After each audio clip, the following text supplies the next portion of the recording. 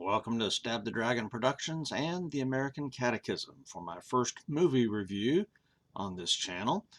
Other reviews are on Stab the Dragon channel. Coming to you from Fort Worth, Texas, where it is 67 degrees on Friday, March 21st, 2025. And today, going along with this movie review, I will be drinking some Ranger Creek 36 caliber bourbon.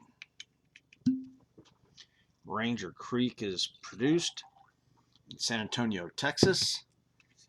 It has a heavy dose of the Texas funk and is one of my favorite bourbons, but it is fairly expensive at about $65 a bottle.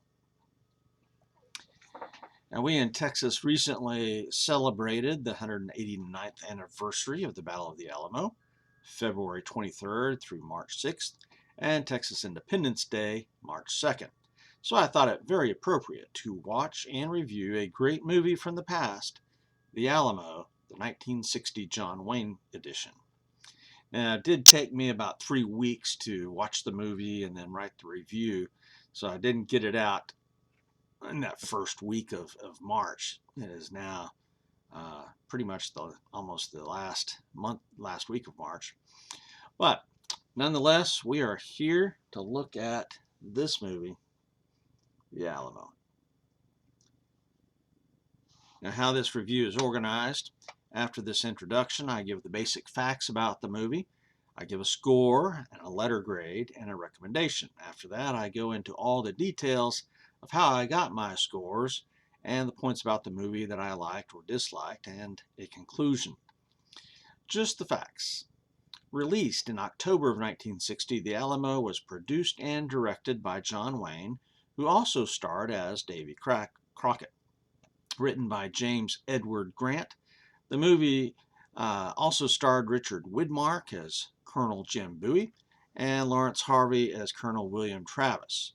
Cinematography was by William Clothier, music by Dmitri Tiomkin, and it's distributed by United Artists, and that was a little bit complex.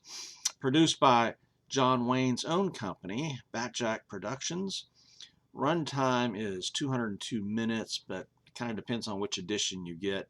Some viewings you might see were cut to 161 minutes. The cost was initially $12 million, but it eventually earned $20 million in the box office. It got nominated for 7 Academy Awards and won 1. The plot. The year is 1836, and the Texians are in a revolt against the Mexican government, and General Santa Anna is coming to quell the revolt. Colonel Travis is tasked with holding the Alamo, a Catholic mission in what is now downtown San Antonio, or Bahia County. Back then, it was the headquarters of the Mexican Army in Texas. Jim Bowie arrives with some reinforcements, and then Davy Crockett arrives with his Tennesseans. But eventually the Alamo is surrounded and outmanned about 10 to 1, 8 to 1, somewhere in that range. Santa Anna demands they surrender, but Travis refuses. And the way that was done in the movie is he fires a cannon after the envoy with the white flag reads the demand to surrender. So the fight is on. And I think it was Bowie who said, "That's a very short way to start a war."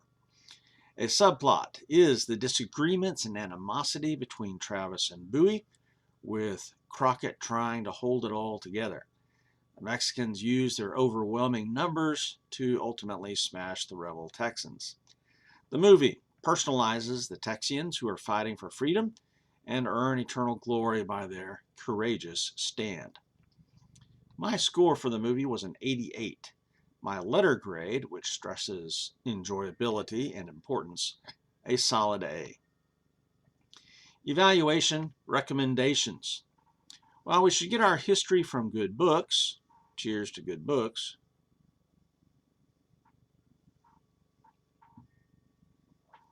Some internet research, trips to museum, etc. Movies and other art forms can give us some decent outlines of history with strong emotional artsy flavorings that are important. And so we need that strong artistic, emotional content as well as the heavy-duty nuts and bolts of history. And the interpretation of history is a blending of the two. Interpreting history is both a science and an art, a skill.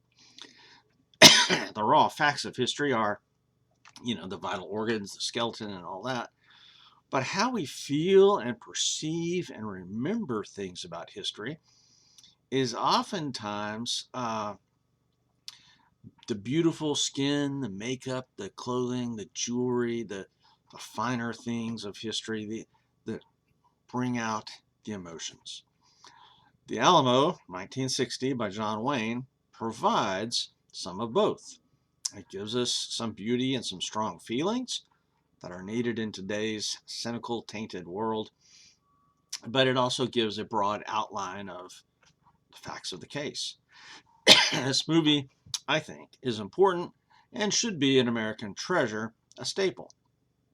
While I want parents to show this movie to your children and grandchildren, I'm realistic enough to know that the movies of the golden age of Hollywood are not being well received by the younger people. And the definition of younger people, 50 and under, maybe.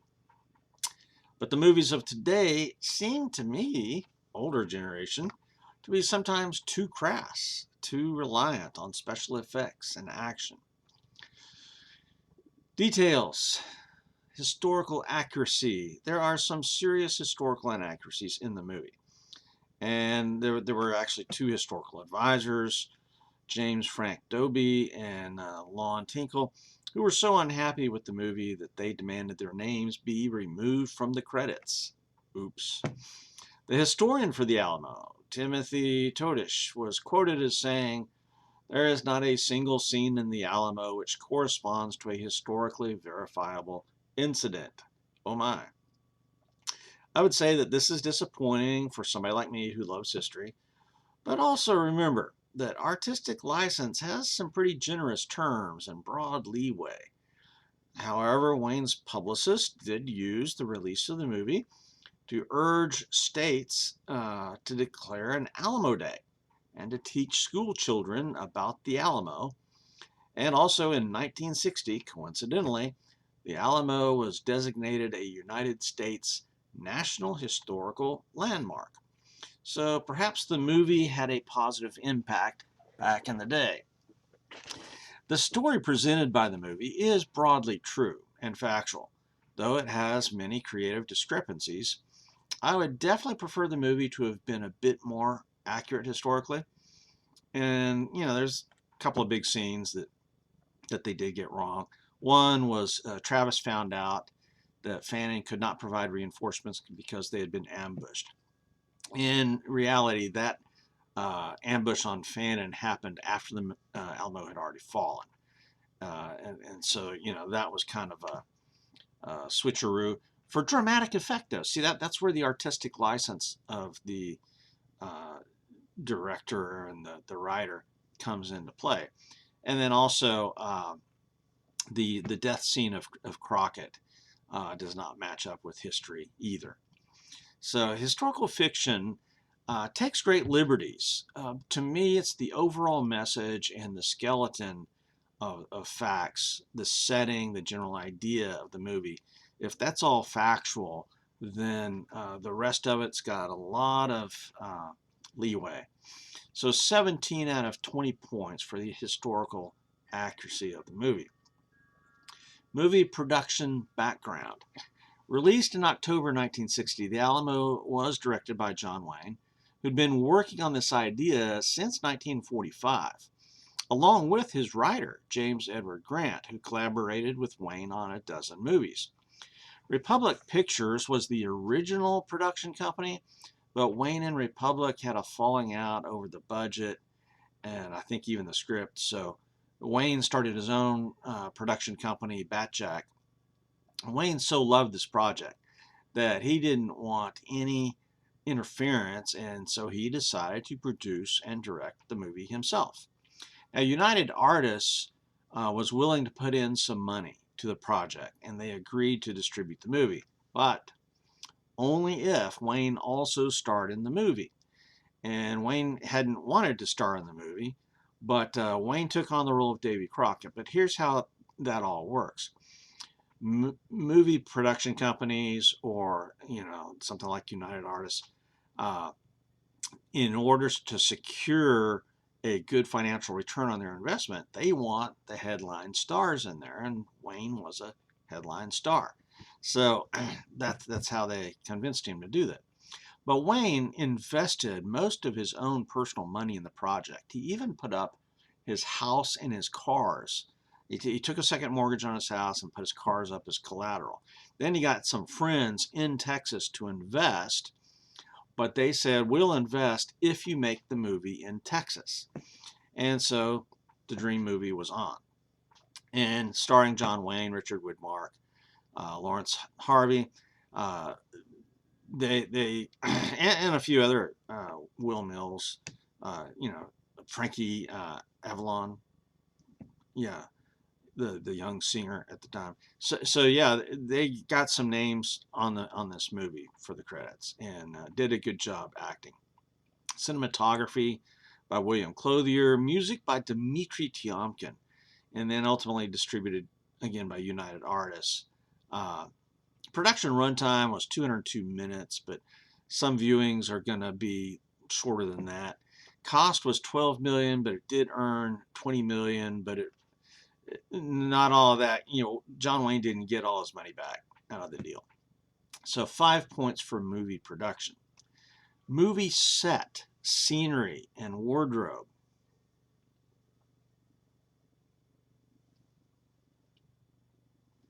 Wayne's Texas investors, again, required the movie to be made here in Texas. So they got a ranch near Brackettville, Texas, in between Uvalde and Del Rio, west of San Antonio. And they basically built a town out there. Miles of roads, miles of sewer lines. I mean, they built a town to do this movie. Because the movie, there was thousands of extras for this movie. So they had to, put them out there in the middle of nowhere.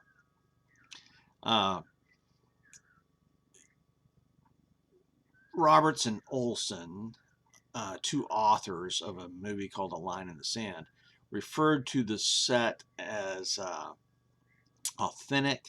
It's the most authentic set in the history of the movies. And that's, pretty critical. And it was a good set, I thought, as I watched the movie. So there's a realism here that was ahead of its time. Now, I think one failure is that in the siege battle sequences, you do not see people going through the laborious process of loading muzzle loaders. Back then they had flintlock rifles, and it was a very laborious way to load it from the muzzle. So, but I was quite impressed by the thousands of extras that they used to make up the Mexican army. The quality of the uniforms, I thought was pretty notable. The cavalry there was pretty notable. So all in all, movie set, scenery, and wardrobe, I'm giving 10 points. Music. Dmitri Tiomkin was a Russian Jew who fled Russia to the United States after the Bolshevik Revolution.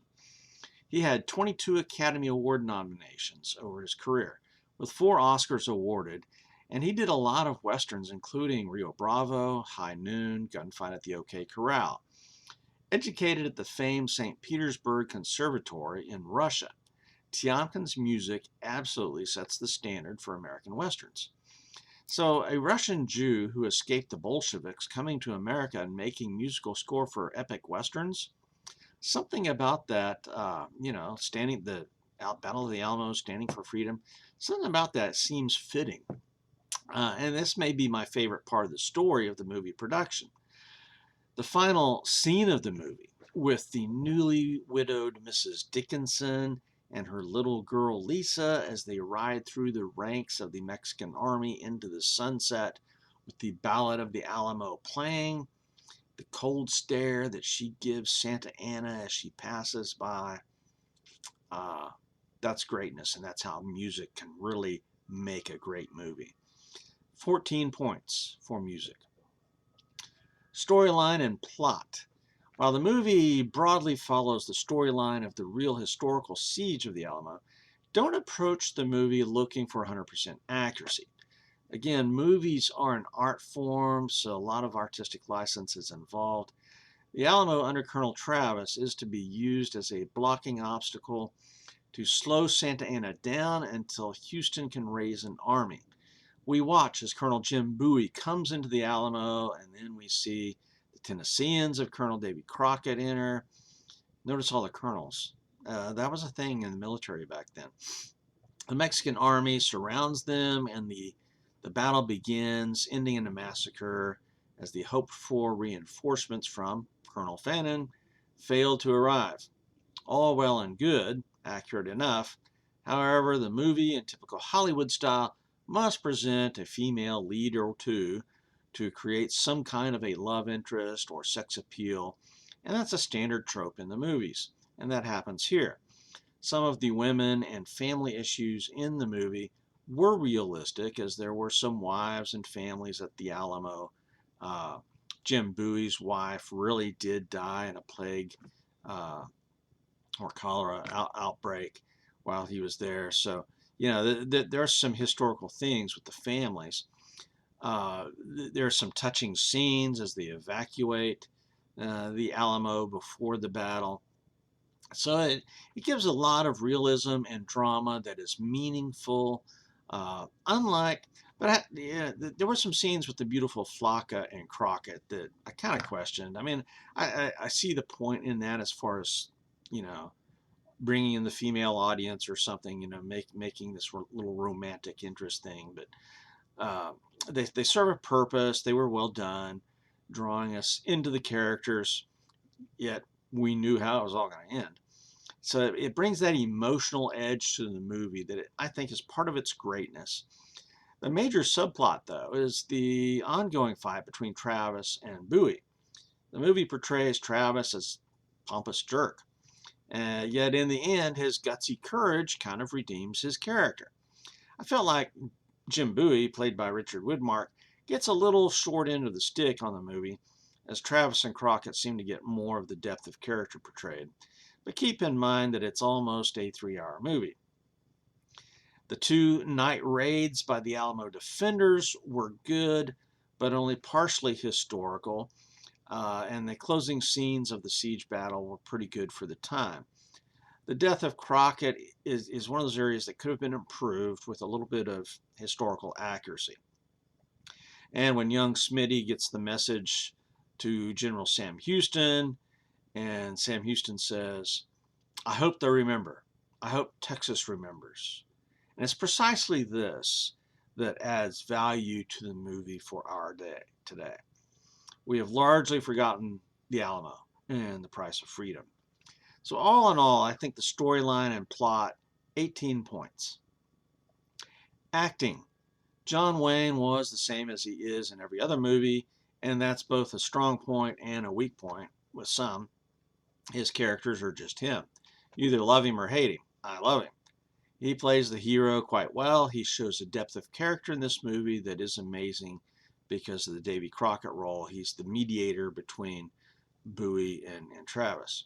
He's compassionate and tender. He's got a good sense of humor, tough as nails, courageous, truthful. A lot to love there. Down home and humble with his men. I view his role as being great there. I really liked this movie. I view this as his greatest movie. Richard Widmark was a good Jim Bowie. Lawrence Harvey, who I'd never heard before as Colonel Travis, I think was perhaps overplayed just a bit. But the real Travis was somewhat of a shady character. So that, I guess, did come out okay. Frankie Avalon did a good job as Smitty. Linda Crystal did a great job playing Flocka, the female lead. Patrick Wayne, John Wayne's son, played Captain James Bonham, and then Wayne's daughter, Ayissa, played the bit part of the 3 or 4-year-old Lisa Dickinson, and that role was actually pretty dramatic. The movie acting of this era, however, is clearly different from the acting of today. I find the actors of today's movies to be more realistic, more natural, while the actors of 65 years ago seem to be acting. And this is simply how the craft of acting and of making movies has improved and changed over the decades. So I understand if youth of today watch something like the Alamo and cannot really get into the acting as much. That's just how they did it back then. Something that I clearly liked in the movie that some may call overdone is the writer included several speeches throughout, with John Wayne getting a couple of those that were very moving. The saloon scene saloon scene, say that 3 times fast. The saloon scene with Travis, where he talks about the Republic, was very moving. And so here's part of the didactic nature of the movies from back then that I think is good for today, that may be missing in some movies of today. So all in all, acting, I'm going to give 12 out of 15 points. Special effects have come a long way over the past 65 years for sure. Today's viewers may look at the special effects of back then and, not like what they see. The violence of war is much more realistic in modern movies than what we have in this 1960s movie. But for the time, the Alamo was very good. Maybe not great as far as the special effects go, but very good. The artillery, I think, could have been better. So 7 out of 10 points for special effects. Bonus. Crockett on the Republic. Here's his little speech. I like the sound of the word. It means people can live free, talk free, go or come, buy or sell, be drunk or sober, however they choose. Some words give you a feeling. Republic is one of those words that makes me tight in the throat.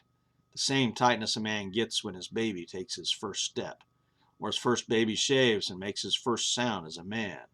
Some words can give you a feeling that makes your heart warm. Republic is one of those words. Or another time with Crockett. It was like I was empty. Well, I'm not empty anymore.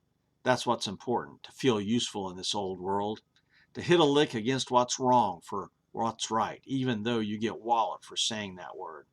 Now, I may sound like a Bible beater yelling up a revival at a river crossing camp meeting, but that don't change the truth none. There's right and there's wrong. You got to do one or the other. You do the one and you're living, you do the other and you may be walking around, but you're dead as a beaver hat. And then there was another little speech by some of the soldiers after the first battle and the siege. And they were talking about how courageous the Mexican soldiers were. And I thought that was interesting. I thought that was a good point, because the Mexicans took a severe beating. They ultimately won, but it's a very costly victory. Defenders can have an advantage in an assault like that. I thought Iessa Wayne's bit part as that 3 or 4-year-old little girl, Lisa Dickinson, added much emotional content to the movie. It showed the presence of family in the old mission during the siege and battle. And that final scene of the newly widowed Sue Dickinson, played by Joan O'Brien, who was the wife of Captain Almaron Dickinson, and that's Travis's right-hand man, who also played Festus in Gunsmoke, by the way. So that final scene of Lisa Dickinson and her young child walking through the ranks of the Mexican army, that was moving. The scene of Bowie giving his slave Jethro his freedom, and then Jethro deciding to stay at the Alamo to defend freedom, that was moving, though not necessarily historically accurate. And again, another bonus is a lot of the photography I thought was outstanding. So 5 out of 5 bonus points. Total score 88. Letter grade a solid A. Final evaluation recommendation. The movie is a valuable treasure in the history of American movies, I think. Nominated for those 7 Academy Awards, but only winning 1 for Best Sound. The music did win a Golden Globe Award as well. But this movie's not listed in any of the top 100 movies in America. It's not even listed on John Wayne's top 25 movies. Was not received well by the critics. Uh, Nonetheless, this is probably my favorite John Wayne movie, and I think it deserves to be a part of American Catechism because it portrays an important part of our history in a medium and art form that is very well done. In hoc signo vinces, this is Stab the Dragon for American Catechism, out here.